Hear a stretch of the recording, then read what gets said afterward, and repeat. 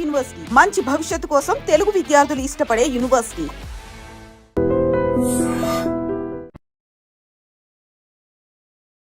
నమస్కారం, welcome to I dream ధర్మ మార్గం విత్ విజిత కార్యక్రమానికి స్వాగతం.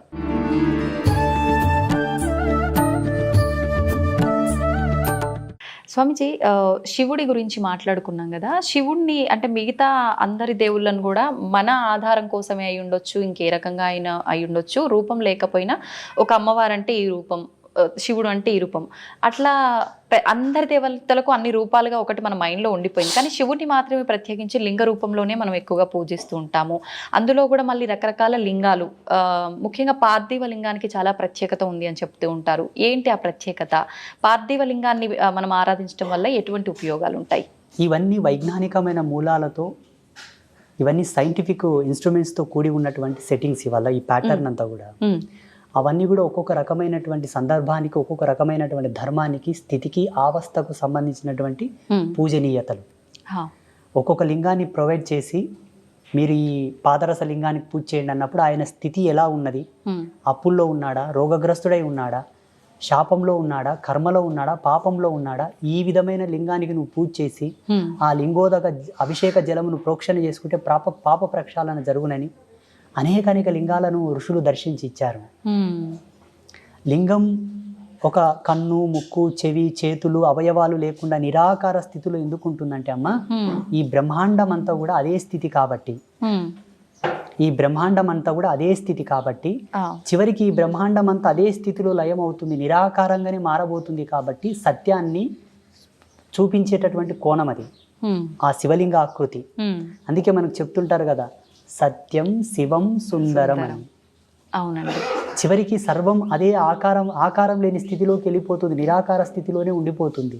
ఇవన్నీ మధ్యలో పోయేవి కాబట్టి సత్యాన్ని తెలుసుకొని పూజించు అనడానికి ఆ శివలింగ ఆకారం. అద్భుతం. జన్మ ఎత్తిన తర్వాత ఒక్కసారికి శివునికి నమస్కృతాంజలి చేస్తే ఆ జన్మ పరిపూర్ణమైనట్లే. చాలా ముక్తిదాయకం శివలింగ ఆరాధన, శివలింగ పూజ, శివుని యొక్క ఆరాధనలు.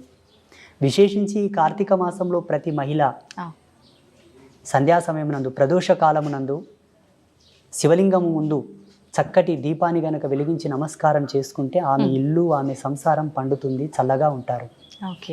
చాలా విశేషమైన ఫలితాలు ఉంటాయి. స్వామిజీ, శివుణ్ణి పూజించే వాళ్ళలో చాలా మందిలో ఒక సందేహం ఉంటుంది, అది నాకు కూడా ఉంది. శివుణ్ణి ఆరాధించే వాళ్ళకి ఆయన అనుకున్నవన్నీ తీరుస్తాడు, కానీ ఎక్కువగా పరీక్షలు పెడుతూ ఉంటాడు, చాలా కఠినమైన ఇబ్బందులకు గురి చేస్తుంటాడు, ఆ తర్వాతే ఆయన ఏదైనా మనకి ఇవ్వదలిస్తే ఇస్తాడు అని చెప్పి అనుకుంటూ ఉంటాం. ఇది నిజమే అంటారా? శివుడు, విష్ణు, బ్రహ్మ, అమ్మ ఇక్కడ ఎవరు కాదు, దేవతలు కాదు ఈ కాన్సెప్ట్. జన్మ కష్టపడుతుందంటే దానికి ఒక విలువ ఉంటుంది. కారణం, మనకు విలువైనది ఏదైనా దక్కాలంటే అది దక్కే కోణంలో ఇబ్బందులతో అది దక్కింది అంటే దాని విలువ మనకు తెలవాలనే మనకు ఇబ్బందులు వస్తూ ఉంటాయి.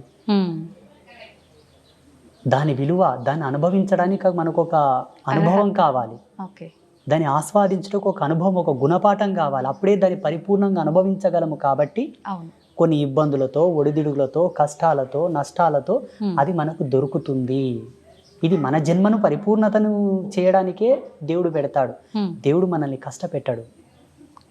ఒక అందమైన శిల్పం కనుబొమ్మలతో, కనురెప్పలతో సరళీకృతంగా తయారు కావాలంటే సమయం ఎక్కువనే పడుతుంది. అవునండి. నెమ్మదిగా చెక్కాల్సి ఉంటుంది. ఏదో 2 దెబ్బలు కొట్టి పాడేసామంటే తొందరగానే తయారవుతుంది. జీవితం కూడా అదే పారదర్శక సూత్రం పైన ఆధారపడి ఉన్నది. ఇక్కడ దేవుడు మనల్ని కష్టపెట్టాడు. మన విద్వత్తును, మన విఘ్నతను, మన యొక్క గొప్పతనాన్ని సమాజం నిలబెట్టుటకే మనకు ఆ సమయభావం. కొన్ని ఇబ్బందులు అయినా దాని కష్టమని ఎందుకు అనుకుంటారు చెప్పండి? భగవంతుడు పెట్టేదాన్ని భక్తిగా తీసుకోవాలి, కష్టంగా తీసుకోవద్దు. ధర్మశాస్త్రాల్లో ఒక మాట ఉన్నది, తల్లిదండ్రులు పెట్టేవి, తోబుట్టు అయిన చెల్లెలు పెట్టేవి, భగవంతుడు పెట్టేవి, గురువు పెట్టేవి పరీక్షలే అయినప్పటికీ అవి పరమార్థంగా స్వీకరించాలట, వాళ్ళు ముక్తిని పొందుతారు. మళ్ళీ అక్కకు, అన్నకు, తమ్ముడికి నియమం లేదు చూడండి, చెల్లి. అదేంటో కానీ చెల్లి, తల్లి, తండ్రి, గురువు, దైవం, వీళ్ళు పెట్టేవి పరీక్షలు కాదు. ఒకవేళ పరీక్షలే అయినప్పటికీ అవి పరమార్థములని స్వీకరించువాడు ముక్తిని పొందగలడు, ఈజీగా పొందుతాడు. జపతపాదులు చేయకుండా, యజ్ఞయాగాదులు చేయకుండానే ముక్తిని పొందుతాడు. స్వీకరించగలగాలి, భావించగలగాలి. భారం అనుకోకూడదట. ఓకే, మనం ఎన్ని మాట్లాడుకున్నా అది కొంచెం కష్టమే మానవులకి. ఏదైనా చిన్న కష్టం వచ్చిందనగానే భగవంతుని కూడా తిట్టేయడము, అసలు ఆ విచక్షణ అనేది కోల్పోతాం కాసేపట్లో. నిజంగా మనకు అదంతా ఒక లేవల్గా వెళ్ళాలి, సమన్వయంగా ఉండాలి, బ్యాలెన్స్డ్గా ఉండాలి లైఫ్ అని అంటే ఎలాంటి నియమాలు పాటించవచ్చు మెయిన్ అంటే? ఆహార దోషం. ఆహార దోషం అనేది ఇక్కడ సమాజంలో ఎక్కువ అనర్థాలకు కారణం అవుతుంది. అందుకే ఆరంభం నుంచి, వేదారంభ కాలం నుంచి కూడా శాకాహార భోక్తవ్యం చేయండి. శాకాహార భోక్తవ్యం చేత జన్మ పరిపూర్ణమైనటువంటి ఆలోచనలను సృజించుకోగలదు, తీసుకోగలదు, తనను తాను నియంత్రించుకునే కంట్రోలర్గా మారగలడు. ఆలోచన విధంగా, వ్యవహారికంగా తనను తాను ఇంద్రియ నిగ్రహం వైపు మరలించుకోగలడు. అందుకే శాకాహార భోక్తవ్యం చేయండి. మనకు ధర్మశాస్త్రాల్లో క్లియర్గా చెప్పి ఉన్నారు ఋషులు, ఆహారం, విహారం, విచారం, నిద్ర, ఆహారం, బ్రహ్మచర్యం. ఈ మూడింటిని ఎవరైతే పాటిస్తారో వాళ్ళు నడిచే దేవుడు. ధ్యానం వల్ల కూడా సాధ్యపడుతుందా గురుజీ? ఆధ్యాత్మికత 3 కోణాల్లో ఉంది. భక్తి మార్గంతో కొందరు, ధ్యాన మార్గంతో కొందరు, జ్ఞాన మార్గంతో కొందరు, యోగ మార్గంతో కొందరు, త్యాగ మార్గంతో కొందరు. త్యాగం అన్నీ, అక్కడ భక్తి లేదు, పూజ లేదు, యోగ లేదు, ఏమీ లేదు.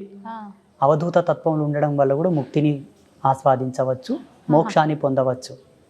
ఈ 5 మనకు ప్రధానం. భక్తి మార్గంలో ఈ చాప్టర్ అంత వస్తుంది. కార్తీక దీపాలు, సోమవార వ్రతం, మంగళవార వ్రతం, బొట్లు పెట్టడం, మడిగట్టుకోవడం, నైవేద్యాలు అర్పించడం, పుష్పయాగం, హోమ ధూమాలు, ఇది భక్తి మార్గం.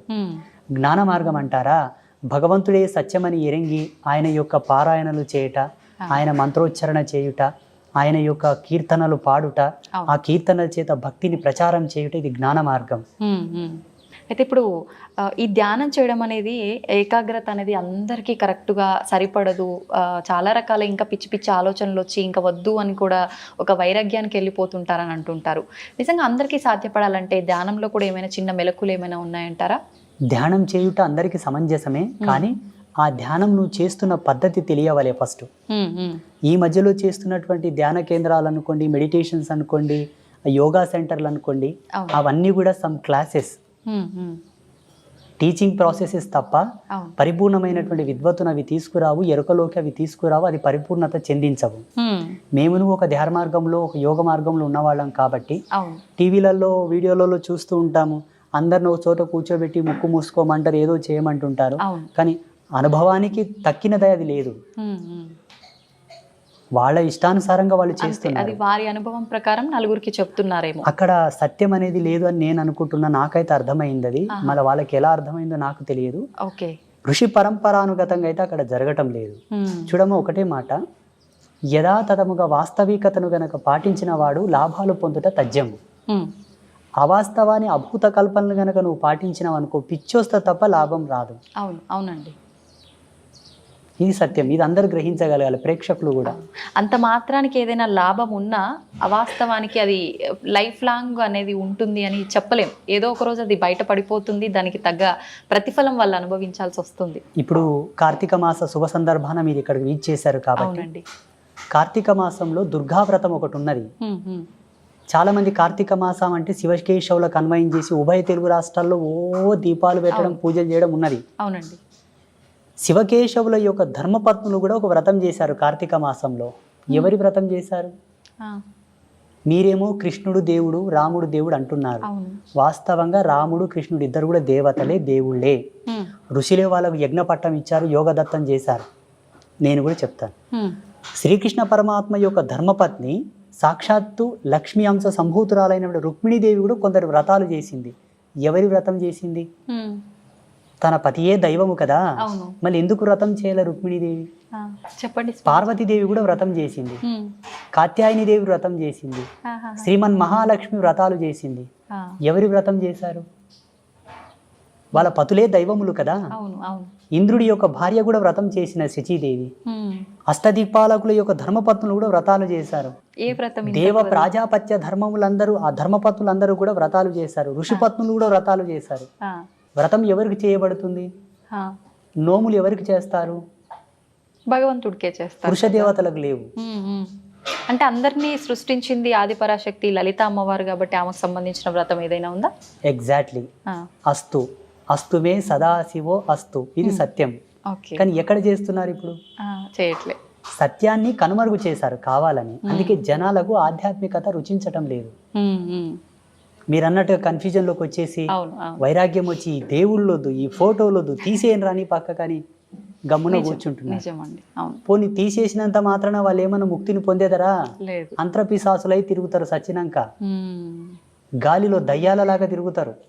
ఎన్ని పిండ ప్రదానాలు చేసినా, ఎన్ని శ్రద్ధా తర్పణాలు చేసినా, ఎన్ని దాన సంస్కారాలు చేసినా వాళ్ళ ఆత్మలకు మోక్షం రాదు, రిజర్వేషన్ రాదు, తిరుగుతూనే ఉంటారు.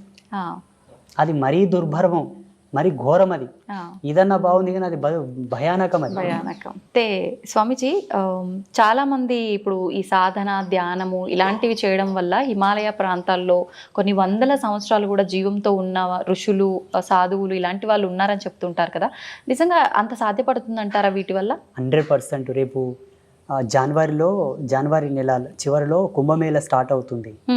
మీరు దయచేసి మీ ఐ డ్రీమ్ మీడియా వాళ్ళు వెళ్ళండి, లేదంటే నాకు అక్కడ కలవండి, నేను కలుస్తాను. మీకు ఎంత మందిని కావాలో అంత మందిని పరిచయం చేస్తా, వాళ్ళతో రిక్వెస్ట్ చేస్తాను, మీతో మాట్లాడిస్తాను, ఎన్నేళ్ళు బతికినావు చెప్పప్ప అని చెప్తా. ఇప్పుడు మాలాంటి వాళ్ళు చెప్తే కొంతమంది కామెంట్లు పెడుతున్నారు, ఇంకో పిచ్చోడు వీడు ఎట్లా బతుకుతారో నాయన, ఇది సైన్స్కే విరోధం కదా అంటున్నారు. నీ సైన్స్ కంతు చిక్కని మిస్టీరియస్ చాలా ఉన్నాయి. గీజా పిరమిడ్ మీద ఇంతవరకు ఏ సైంటిస్టు రీసెర్చ్ చేయలేదు. ఔరంగాబాద్లో ఉన్న కైలాస టెంపుల్ మీద ఏ సైంటిస్టు రీసెర్చ్ చేసి రికార్డ్ ఇవ్వలేదు. వీటి గురించి మీకెందుకయ్యా? మీకేమైనా ఆధ్యాత్మికంగా పట్టున్నదా? సాధన మర్మములు తెలుసా మీకు? యోగ మూలాలు తెలుసా మీకు? ఒక తాబేలు కానీ చేప కానీ నీళ్ళల్లో గంటల కొద్దీ ఉండగలదు. నువ్వు ఉండగలవా? లేదు. దాని శారీరక నిర్మాణ స్థితి, దాని శైలి, దాని జీవన విధానం అది అవలంబించుకుంటున్నది. యోగ మార్గంలో కొన్ని మెలకువలు ఉన్నవయ్యా, వాటితో వాళ్ళు శరీరాన్ని అట్లా మలుచుకొని బ్రతుకుతున్నారు, లక్షల సంవత్సరాలు బ్రతుకుతున్నారు. అవి సామాన్యులకు కూడా సాధ్యపడతాయంటారా?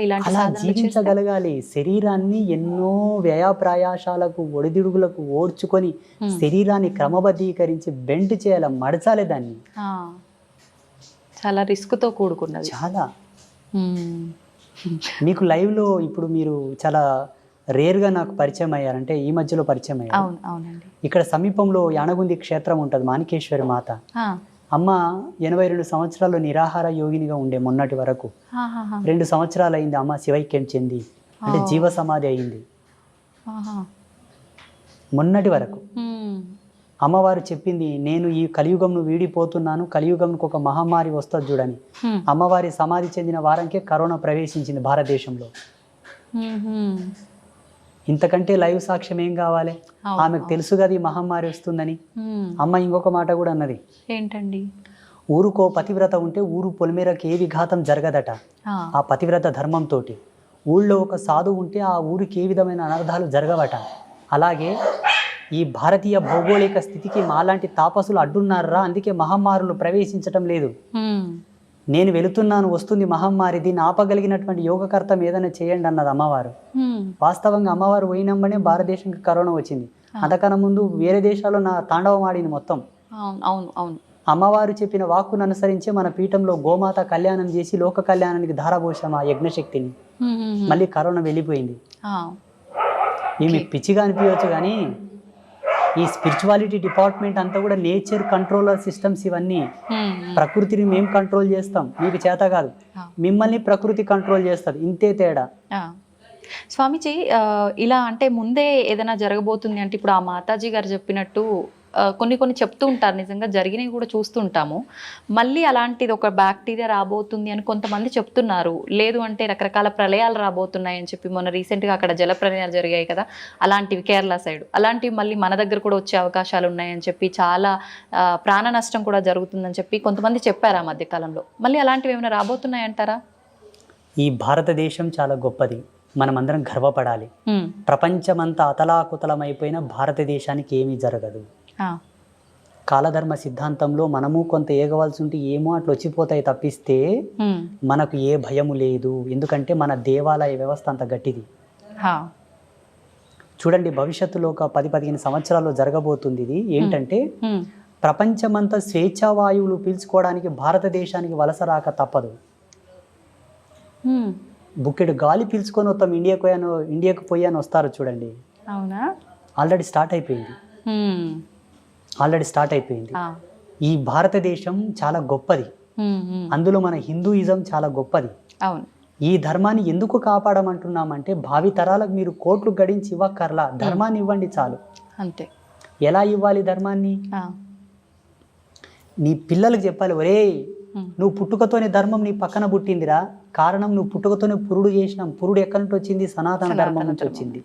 నీకు నామకరణం చేసినాం, నీ పుట్టుకతోనే ధర్మం నీ తోబుట్టు అయిందిరా. ధర్మం నీ చెల్లెలు లాంటిది, అక్క లాంటిది, అన్న లాంటిది, తమ్ముడు లాంటిది. వాళ్ళకి ఏమైనా జరుగుతూ ఉంటే చూస్తూ ఊరుకుంటావా మూర్ఖుడా? ధర్మ విఘాతం ఎక్కడ జరిగినా నువ్వు పోరాడాలని అని చెప్పి పిల్లలకు మనం మోటివేట్ చేయాలి. మళ్ళీ అంతే కదమ్మా, పుట్టినప్పటి నుంచి మనకు ధర్మంతోనే కదా అన్ని నేర్పి, అక్షరాభ్యాసము, ఉపనయనము, యజ్ఞోపవీతము, ఇవన్నీ మనకు ధర్మంలోని భాగాలే కదమ్మా. సంస్కృతి ఇచ్చింది మనకు, టెక్నాలజీ ఇవ్వలే. టెక్నాలజీ లేదండి. మనం నిత్యం అనుభవించే వాటిలో ఇప్పుడు మీరు చెప్పినట్టుగా పుట్టుక నుంచి చావు వరకు ప్రతిదీ ధర్మంతో, సైన్స్తో కూడి ఉంది.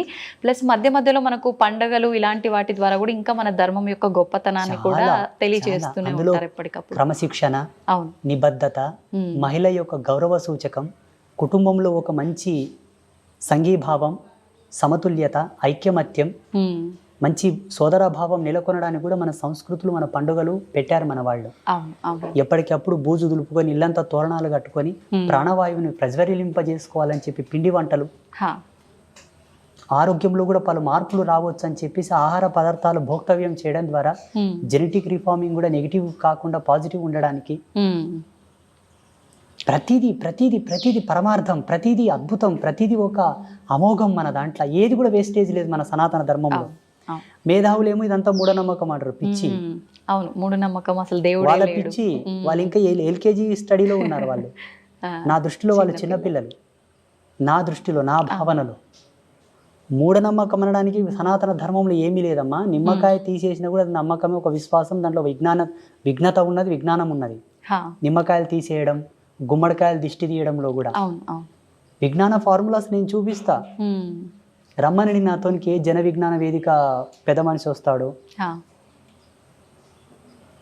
మీరు రీసెర్చ్ చేయలేదు దాని మీద. ఇప్పుడు భగవంతుడు ఉన్నాడు అని అంటే ఖచ్చితంగా దుష్టశక్తులు కూడా ఉన్నాయని చెప్పి అంటుంటారు. ఉన్నట్టేనండి? లైవ్ లో ఉన్నాయి, ఇప్పుడు మన పక్కలో కూడా ఉన్నాయి కొన్ని. అవునా? మీకు కనిపిస్తాయా? మన కెమెరా పిక్సెల్ తక్కువ ఉంది, లేకపోతే రికార్డ్ అవుతుండే. ఓకే. ఒక టోనోమీటర్ తీసుకురావాల్సింది మీరు, దాని సౌండ్స్ మీరు వినేవాళ్ళు ఇప్పుడు. ఓకే. భయం వేస్తుందండి. ఏం భయపడాల్సిన అవసరం లేదు. సాధువుని చూస్తే యమభటులే బెదురుకుంటారు. అవేం చేస్తాయి మనల్ని? మీరు అడిగారు కాబట్టి ఉన్నాయి, ఎప్పటికెప్పుడు ఉంటూ ఉంటాయి. భయపడాల్సిన అవసరం లేదు. ఒక సువాసిని సాంప్రదాయకమైనటువంటి కుంకుమను ధరిస్తే భూత ప్రేతములు ఆమెకు దండం పెట్టి పోతాయట.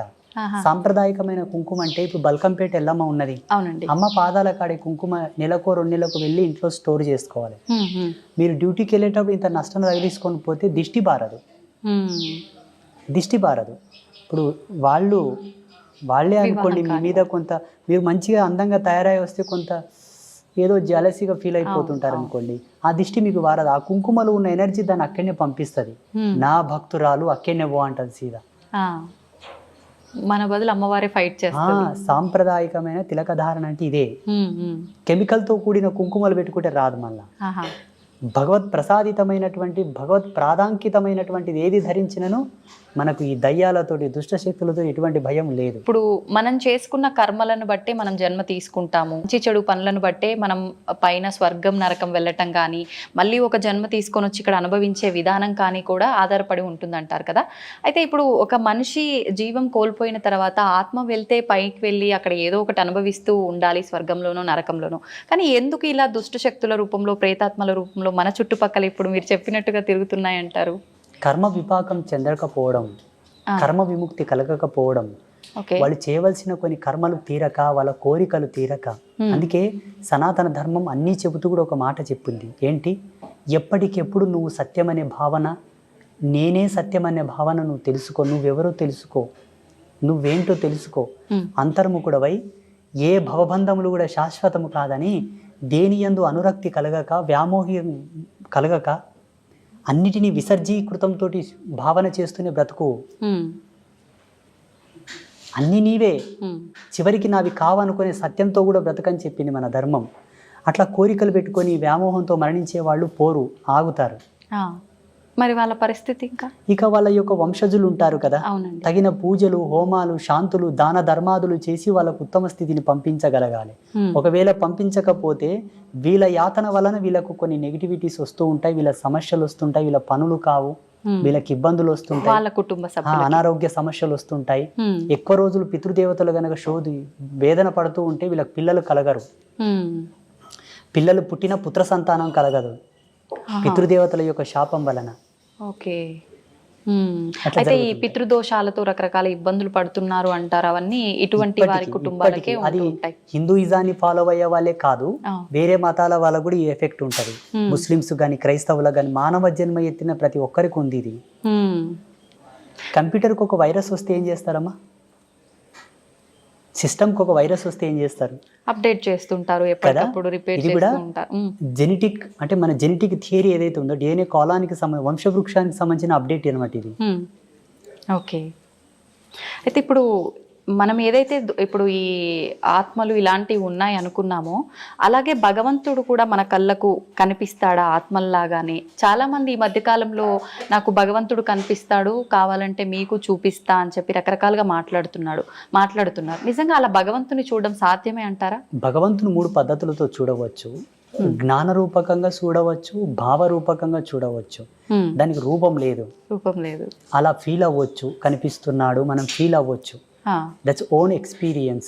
ఓకే. భగవంతుని భౌతికంగా జడముగా చూడాలనుకుంటే దానికి ఒక మార్గం ఉంటుంది. ఏంటండి? ఇప్పుడు మన చుట్టూ మెనీ మోర్ ఆఫ్ బ్యాక్టీరియాస్ ఉంటాయి మన చుట్టూరుతా, దాన్ని సూక్ష్మదర్శినితోనూ చూడవచ్చును. భగవంతుని ఇట్లా సశరీరంతో చూడవచ్చు అంటే ఒకే ఒక మార్గం ఉన్నది, యోగ మార్గం. యోగాతో చూడవచ్చు.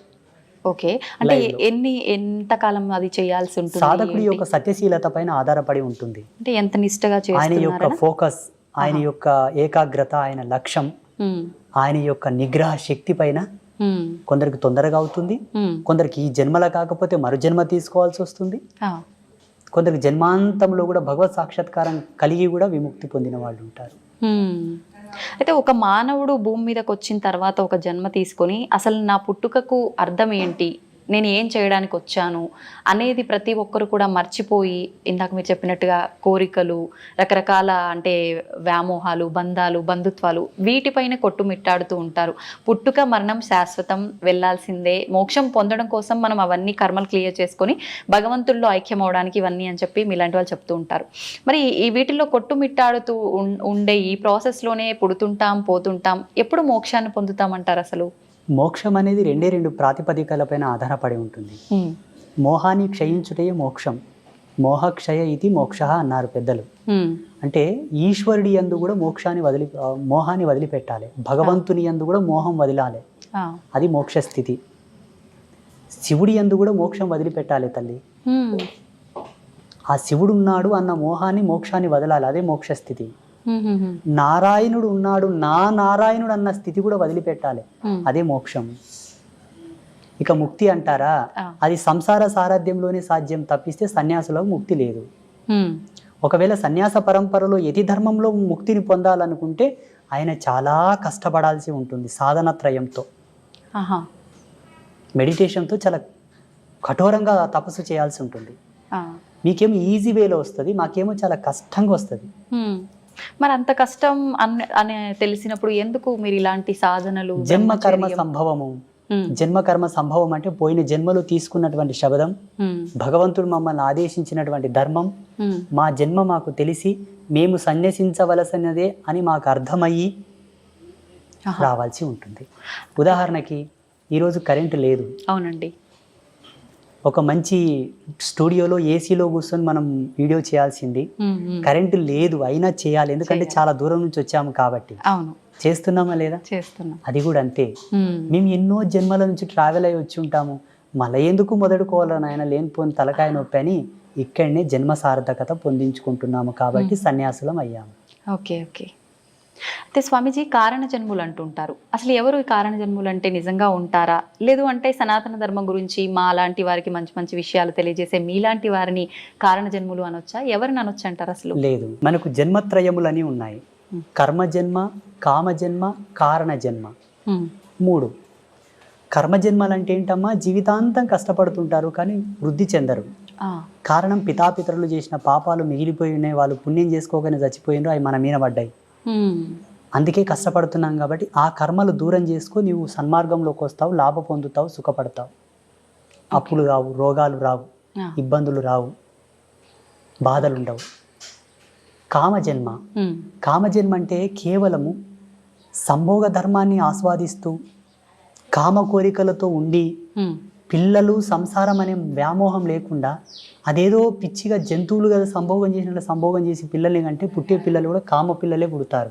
ఆ. హిరణ్యకశప హిరణ్యాక్షుల్లాగా. ఆయన చెప్తాడు, అమ్మా ఓ సతీ, ఇది సమయం కాదమ్మా, ఈ సమయంలో మనం తగదు, ఇది సంధ్యా సమయం అన్న ఆమెకు కామం ప్రబలి కావాలంటే కావాలన్నదికే కామ సంతానం పుడుతుంది. వాళ్ళు ఎలా ఉంటారు? కామ సంతానం అంటే తల్లికి చెల్లికి భేదం తెలియక ఆడవాళ్ళ చేతుల్లో ప్రాణం పోయేటటువంటి పిల్లలు పుడతారు. సమాజంలో జరుగుతుంది కదా. అవునండి, అవును. ఇప్పుడు ప్రియాంక రెడ్డి హత్య కేసులో 4 చచ్చిపోయారు కదా, ఆ జన్మలు దీని కిందికే వస్తాయి. కామ జన్మలన్నీ కూడా ఆడవాళ్ళని అందరినీ కూడా ఒక బొమ్మలాగానే చూసే కాన్సెప్ట్ తో పుడతారు. చిన్న చిన్న పిల్లల పైన కూడా వీళ్ళంతా ఈ కేటగిరీ కిందికే వస్తారు. ఇక కారణ జన్మ అంటారా? కారణ జన్మ కేటగిరీలో Narendra Modiji first person. And second, నేను ఈ మధ్యలో అనుకుంటున్న నా అనుభవం ప్రకారంగా ఎవరి వ్యక్తిగతం వాళ్ళ ఇష్టం, నా వ్యక్తిగతం నేను అనుకుంటున్నంత వరకు పవన్ కళ్యాణ్. ఓకే, మీకు వేరే విధంగా అర్థమై ఉండొచ్చు, 3 పెండ్లాలు ఇట్లా అట్లా, సినిమా స్టారు రంగేసుకొని ఆటాడినోడు అట్లా ఇట్లా మీరు అనుకోవచ్చు. ఒక్క మెతుకు సార్లు తల్లి అన్నం అయ్యిందా లేదని చూడ్డానికి అన్నమంతా పిస్కా కర్లా. ఆయన కొన్ని మాటలు విన్నాను నేను పవన్ కళ్యాణ్వి, చాలా అద్భుతమైనటువంటి విజనరీ ఉన్న వ్యక్తి, సనాతన ధర్మం గురించి, హిందూయిజం గురించి. అటువంటి వ్యక్తి అవసరం ఇప్పుడు ప్రస్తుత కాలంలో. అటువంటి ఆలోచన దృక్పథం కలిగిన వాడు కారణజన్ముడే. సామాజికంగా కారణజన్ములు మోదీజీ, పవన్ కళ్యాణ్. ఓకే. ఆధ్యాత్మికంగా చెప్పవలసి వస్తే బ్రహ్మశ్రీ సామవేదం షణ్ముఖ శర్మ గారు, చాగంటి కోటేశ్వరరావు గారు, గరికపాటి నరసింహారావు గారు, వదిపర్తి పద్మాకర్ గారు. వీళ్ళు ఆధ్యాత్మికమైనటువంటి కారణజన్ములు. యోగ సంధాన కర్తృత్వంలో కారణజన్ములు అంటే శృంగేరి జగద్గురువులు, చిన్నజీయర్ స్వామి వారు, శ్రీమాన్ చిన్నజీయర్ స్వామి వారు, ఇంకా కొంతమంది యతీంద్రులు, యోగులు, సిద్ధ పురుషులు, మఠాధిపతులు, పీఠాధిపతులు అందరూ కూడా యోగ పురుషులు. వాళ్ళు యోగ సంధాన కర్తృత్వంతోనూ వాళ్ళు కారణజన్ములు. వీళ్ళు భగవత్ సాన్నిధ్యానికి దగ్గరగా ఉన్నవాళ్ళు. వాళ్ళు శివైక్యం చెందిన తర్వాత ఈశ్వరునిలో లీనమయ్యేవాళ్ళు వీళ్ళందరూ. ఇది ఫైనల్ స్టేజ్ ఇన్ కారణ జన్మ. వీళ్ళందరూ మోక్షం పొందడం, ఇంకా వాళ్ళకు మోక్షము ముక్తి లేదమ్మా, చాలా ఫైనల్ స్టేజ్. వీటికన్నా పెద్ద స్టేజ్ లో ఉన్నారు వాళ్ళు. ఇట్లా 3 జన్మలు ఉన్నాయి మనకు. మీ గర్భవాసమునందు మీ కడుపులో కూడా ఇంతటి గొప్ప వాళ్ళు కారణ జన్ములు. పుణ్య జన్ములు పుట్టాలనుకుంటే తప్పకుండా సనాతన ధర్మాన్ని ఫాలోఅప్ చేయండి. సనాతన ధర్మంలో కూడా మెనీ మోర్ ఆఫ్ కన్ఫ్యూజన్స్ ఉన్నాయి, రకరకాల సాంప్రదాయాలు. ఏవి పాటించకండి, సదాచార సంపన్నులై విరాజిల్లండి. ఈ సదాచారం మనకి ఎక్కడ దొరుకుతుందమ్మా అంటే దేవీ భాగవతంలో దొరుకుతుంది. దేవీ భాగవతం భగవతి విరచితం, సాక్షాత్తు త్రిమూర్తులకే చెప్పినది అమ్మవారు. మీరు త్రిమూర్తులు సుప్రీం గాడ్స్ అని మీరు కొలుస్తున్నారు. త్రిమూర్తులకే జగదంబ గీతోపదేశం చేసినది. ఆ జగదంబ చేసినటువంటి గీతోపదేశమే శ్రీకృష్ణ పరమాత్మ వారు ఆ యొక్క గీతను అర్జునుడికి ఉపదేశించాడు.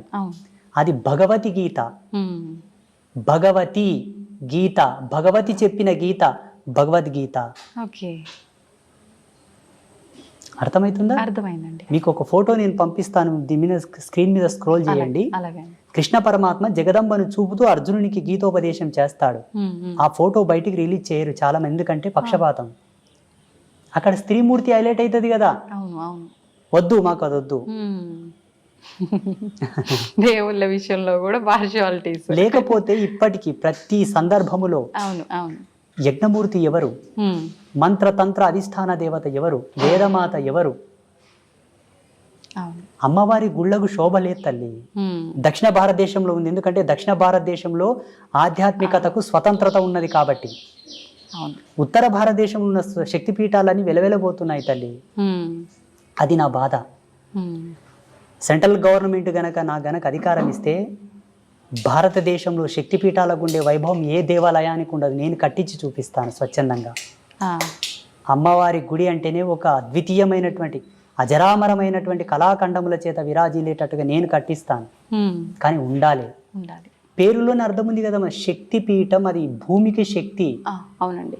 ఎర్త్ ఫిట్ లాగా పనిచేస్తుంది అది. మన భౌగోళికమైనటువంటి ఈ భూప్రపంచాన్ని కంట్రోల్ చేసేటువంటివి అవి. మళ్ళీ అమ్మవారు అందుకే నన్ను పుట్టించిందేమో అనుకుంటాను నేను. నా భావన, నా వ్యక్తిగతమైన భావన, మీ భావన కాదు, నా భావన. చూద్దామండి ఏమవుతుందో. మీరు అన్నట్టుగా ఆలోచించడం కాదు, ప్రతి ఒక్కరు మనసులో ఉన్నదే. ఆడవారిని కొంచెం చిన్న చూపుగా చూస్తుంటారు. ఎవరింట్లో వాళ్ళకే కొంచెం చిన్న చూపు ఉంటుంది.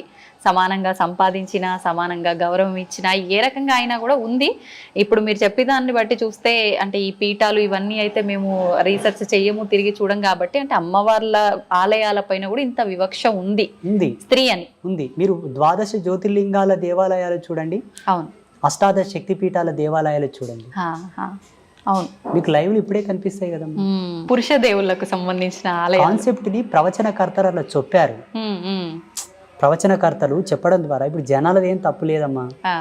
మాలాంటి వాళ్ళు ఏం చెప్తే అది వింటారు. మీరు ఇంతకుముందు అన్నారు కదా, ఎవరు వచ్చి ఏం చెప్తే అదే వింటారు గురూజీ జనాలు, మరి ఎటు పోవాలి జనాలు అన్నది మీరు అడిగారు చూసారు, అది సత్యమే. అలా వెళ్ళిపోయారు. కానీ వేదాంత తర్క సంవాదం యొక్క మూలం చెప్పన, మంత్రతంత్రాల యొక్క మూలం చెప్పన, అమ్మను ఆశ్రయించిన వాడే ముక్తిని పొందగలడు. ఇది సత్యం. అందుకే కదా త్రిమూర్తులు ఆమె పాదాలు అక్కడ పోయి పడుతున్నారు. ఇప్పుడు చూడండి, ప్రపంచంలో ఎక్కువ శాతం పురుషులందరూ కూడా స్త్రీలలాగా మారుతున్నారు. స్త్రీలు పురుషుల్లాగా తక్కువ మారుతున్నారు. అవును, అవునండి. లింగ మార్పిడి చేసుకొని అధిక సంఖ్యాకులు పురుషులు స్త్రీలలాగా అవుతున్నారా, స్త్రీలు పురుషుల్లాగా అవుతున్నారా? పురుషులే స్త్రీలలా అవుతున్నారు. పురుషుడు యథార్థంకి వస్తున్నాడు కాబట్టి అది సత్యం. కానీ అలా జరగడం మంచిది కాదు. ఇది సృష్టి విరుద్ధమే కదా. విరుద్ధమే. అలా మారకూడదు. ఒకవేళ ఆడపిల్లల యొక్క గుణగణాలతో స్త్రీ యొక్క స్వాభావికంతో ఒక పురుషుడు పుట్టినప్పటికీ సాధ్యమైనంత వరకు 100% వాని మోటివేట్ చేసి వాని ద్వారా ఒక జన్మనిప్పియాలి, వానికి సంసారం ఇవ్వాలి. కానీ ఏదో మహిళలాగా చేష్టలు చేస్తున్నాడని వాని కన్వర్ట్ చేయకూడదు. ఇప్పుడు అందరూ అలాగైతే జగత్ సృష్టి ఎట్లా జరగాలి తల్లి? అవునండి. మీకు జన్మనిచ్చిన తల్లిదండ్రులు కూడా ఇట్లా చేసుంటే మీరు పుట్టేవాళ్ళ? అవును, అవును. అది మనకు కావాల్సింది. 100కు 1,000,000 ప్రయత్నం చేయగా కూడా వాళ్ళు మాడలేదంటే ఈశ్వరార్పణంగా చేసేసేయండి, తప్పులేదు. ఇది నా అభిమతం. ఏమంటారు?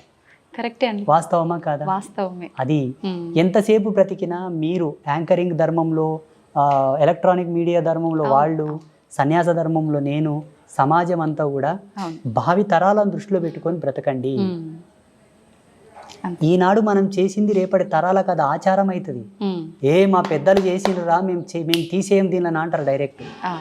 చేసేటప్పుడే ఆచితూచి చెయ్యండి అంతే. ఇంకోటి, మన మీడియా ద్వారా అందరికి నేను ఒక రిక్వెస్ట్, చెప్పండి, ప్రకృతిని కాపాడండి ప్లీజ్.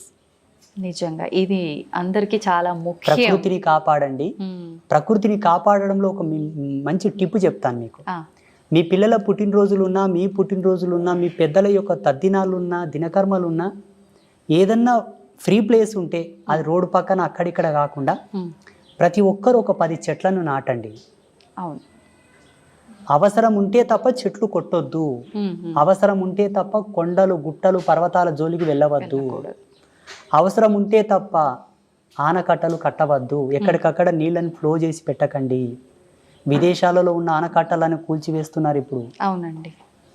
చెరువులను పూడ్చకండి, నదులని ఇబ్బంది పెట్టకండి, కలుషితం చేయకండి. నేచర్ మనకు సహజ సిద్ధంగా ఇచ్చినటువంటి అమృత తుల్యముని వల్ల మనం పాడు చేసుకుంటే భావితరాల్లో బ్రతకలేము.